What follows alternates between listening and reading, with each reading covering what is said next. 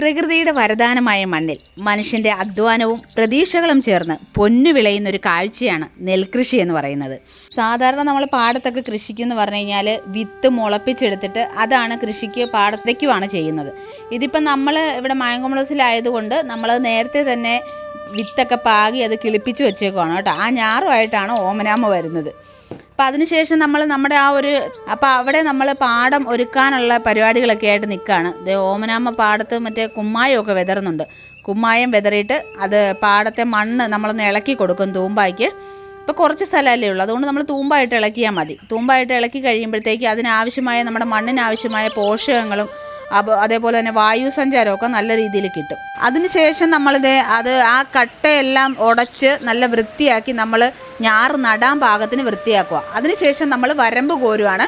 നമ്മൾ വെള്ളം കെട്ടി നിർത്തണമല്ലോ, കൃഷിക്ക് ആവശ്യമായ വെള്ളം എടുക്കാൻ വേണ്ടി വരമ്പെല്ലാം നമ്മൾ ചെളി കോരി അത് നല്ല വൃത്തിയായി തേച്ച് അത് കഴിഞ്ഞിട്ട് ഇതിനകത്ത് നമ്മൾ വെള്ളം കെട്ടി നിർത്തിയേക്കുക കേട്ടോ. വരമ്പൊക്കെ നല്ല അടിപൊളിയായിട്ട് തേച്ച് വെച്ചിട്ടുണ്ട്.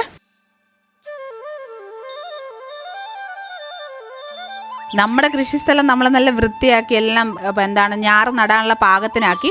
അപ്പോൾ അതിനകത്തേക്ക് ലാസ്റ്റ് നമ്മൾ കുറച്ച് വളവും കൂടി ഇട്ട് കൊടുത്തു. അവസാനത്തെ പരിപാടി നമ്മൾ ചെയ്യാൻ പോണത് ഞാറെല്ലാം കെട്ടിക്കൊണ്ട് ഓമനാമ വന്നിട്ടുണ്ട്. നമ്മളത് ഞാറ് നടാൻ പോവാണ് കേട്ടോ. പക്ഷേ നല്ലൊരു എക്സ്പീരിയൻസ് ആയിരുന്നു, അടിപൊളിയായിരുന്നു. ഞാൻ ഫസ്റ്റ് ടൈമാണ് ഞാറ് നടാനായിട്ട് ഇങ്ങനെ ഇറങ്ങുന്നത്. നല്ല രസമായിരുന്നു. നമ്മൾ കൃഷിയൊക്കെ ചെയ്തിട്ടുണ്ടെങ്കിൽ ഞാറൊക്കെ നടുന്നതായിട്ട് ഈ കണ്ടത്തിലൊക്കെ ഇറങ്ങി ചെയ്യുന്നത് ഫസ്റ്റ് ടൈമാണ്. അടിപൊളിയായിരുന്നു കേട്ടോ. ഈ ചെളിക്കകത്തൊക്കെ ഇങ്ങനെ നിന്നിട്ടൊക്കെ പണിയെടുക്കാൻ നല്ല രസമാണ്. ഇപ്പം നമുക്ക് കൃഷിയൊക്കെ ചെയ്യാൻ പുതിയ ടെക്നോളജീസ് ഉണ്ടെങ്കിലും ഉണ്ടല്ലോ, പണ്ട് കാലത്തൊന്നും അതൊന്നും ഇല്ല. എല്ലാം മനുഷ്യരാണ് ചെയ്തുകൊണ്ടിരുന്നത്. അപ്പോൾ ആ ഒരു കഷ്ടപ്പാടെന്ന് പറഞ്ഞാൽ നമുക്ക് ഇപ്പോഴത്തെ ആളുകൾക്ക് ഊഹിക്കാവുന്നതിലും അപ്പുറമാണ്. അപ്പോൾ ഇതൊക്കെ ഒന്ന് പുതിയ തലമുറയിലെ കുട്ടികൾക്ക് മനസ്സിലാക്കി കൊടുക്കാനും ഇങ്ങനെയുള്ള കൃഷിരീതികളൊക്കെ ഉണ്ട് എന്നുള്ളത് കാണിച്ചു കൊടുക്കാനും വേണ്ടിയാണ് നമ്മൾ മായങ്കോമഡോസിൽ ഈ ഒരു പോർഷനിൽ ഇങ്ങനെ ഒരു കൃഷിക്കായിട്ടൊരു സ്പേസ് സാറ് കണ്ടെത്തിയേക്കുന്നത്. അപ്പോൾ എന്തായാലും അതിൻ്റെ കൂടെ തന്നെയാണ് കേട്ടോ, നമ്മൾ അതോടൊപ്പം തന്നെ ജലചക്രം വെച്ചിട്ടുണ്ട്.